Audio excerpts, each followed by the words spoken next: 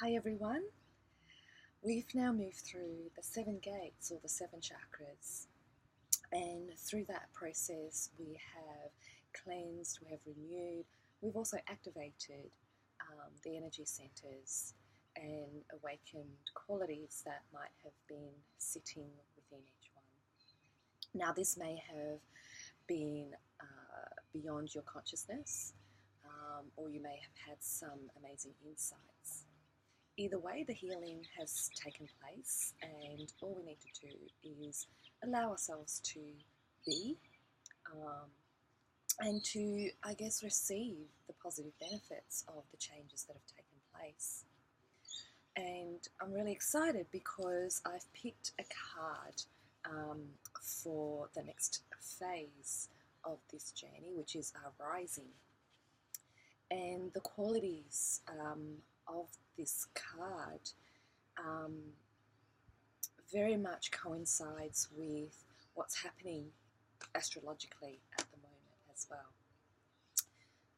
It's absolutely amazing, the synchronicities that can happen. So the card that I have pulled, which I have actually pulled twice in the last few days, is Joan of Arc.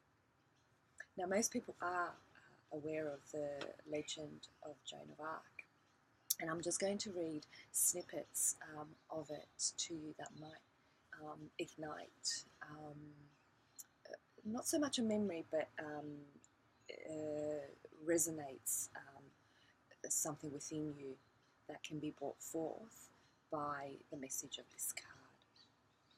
So the Joan of Arc is the warrior of light. Joan of Arc represents the power that we all possess when we're aligned with our calling. She is a legendary heroine in France for her role in the 100 Years' War. So what she, the battle that she undertook was very much inspired by a vision that she had where Archangel Michael came to her. And this is what she said: "I saw them with my bodily eyes as well as I am seeing you. And when they left, I wept." The Archangel Michael told her that she was meant to drive out the English from France. And she believed in that vision and that message so much that she was able to do what she did, which is unheard of. A young girl fighting in a battle. So Joan of Arc's life is a testament to what is possible for us when we believe steadfastly in our own vision. She asks for us to move beyond our fear, to act on our truth, and to do this with the confidence of knowing that every step is flanked with angels.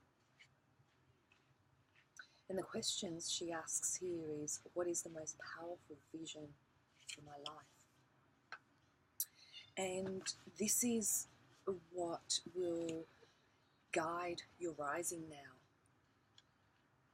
What do you see for yourself? And as we touched on when we went through our third eye, which you can see is a little bit inflamed where my third eye is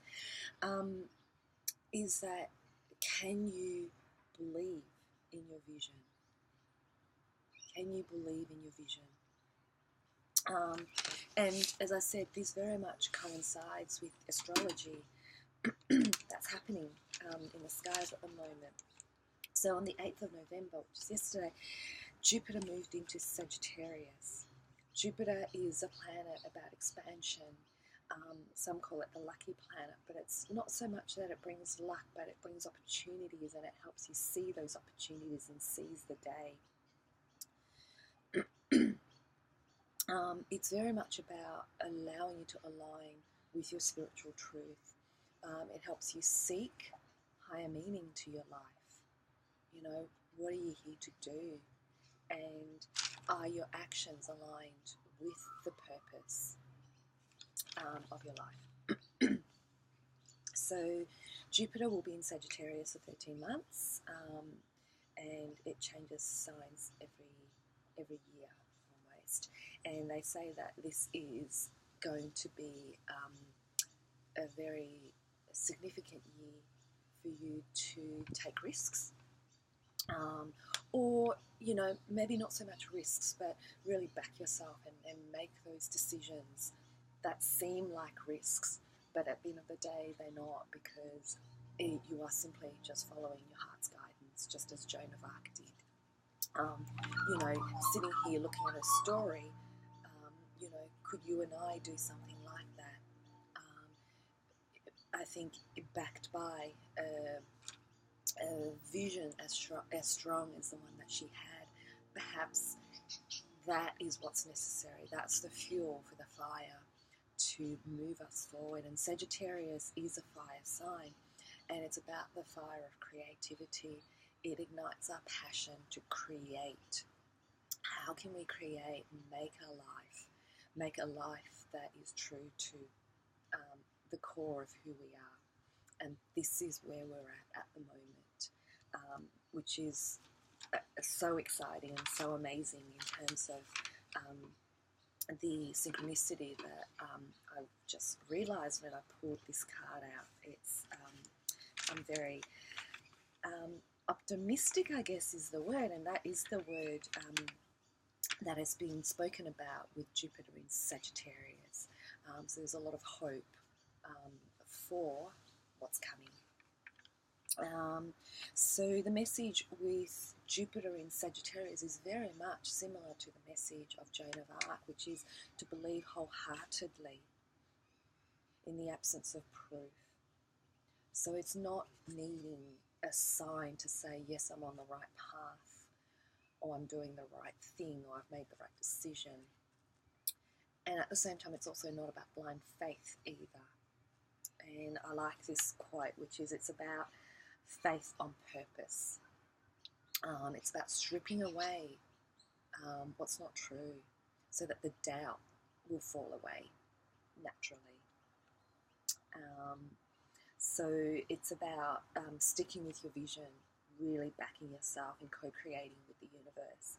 It's about 100% commitment from your path. Okay, so that's the energy at play at the moment, and it's super supportive of the rising phase. It's a time, again, it's not so much about what we do here, but what we allow ourselves to be. So take some time and reflect upon all of that. Meditate on your vision for yourself, for your life, and try not to force anything to come through. This isn't about creating an imagery in your mind, by your mind, but it's about opening up, with just being through the crown chakra. It's about allowing messages to come forth rather than actually creating a dialogue within ourselves from the limited base of what we already know. We're opening ourselves up, expanding our reality, expanding possibility. And that's really the energy of Jupiter. It's going to help us expand. It's going to help us see things from a new perspective, and that's really what's needed to actually create change. Because if we only see what we believe, then we have to shift what we believe. So it's a really exciting time, and I hope you're feeling the energy around us at the moment. And I shall see you again soon.